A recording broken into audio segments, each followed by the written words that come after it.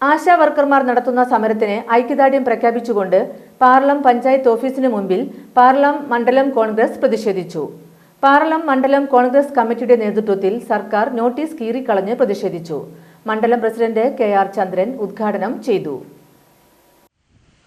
18 വർഷമായി ആശാ വർക്കർമാരുടെ ജോലി ചെയ്യുന്ന പാവപ്പെട്ട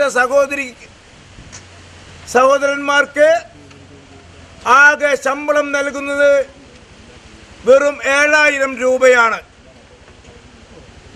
ഇവിടെ എല്ലാവരും പറഞ്ഞു, കേരളം ഒട്ടാകെ പറയുന്നു, ആശാ വർക്കർമാർ ആരാണ്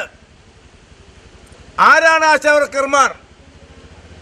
നമുക്കറിയാം, ഓരോ വീടാന്തരം ഒരു വാർഡിലുള്ള 400ഉം 500ഉം വീടുകളിൽ ആ പ്രദേശത്തെ ആശാ വർക്കർമാർ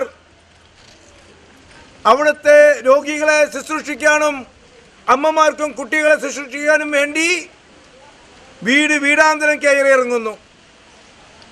അങ്ങനെ ത്യാഗോജ്വലമായ ഒരു സേവനത്തിൻ്റെ ദൈവദൂതന്മാരായി മാലാഖമാരാണ് ഈ ആശാ വർക്കർമാർ.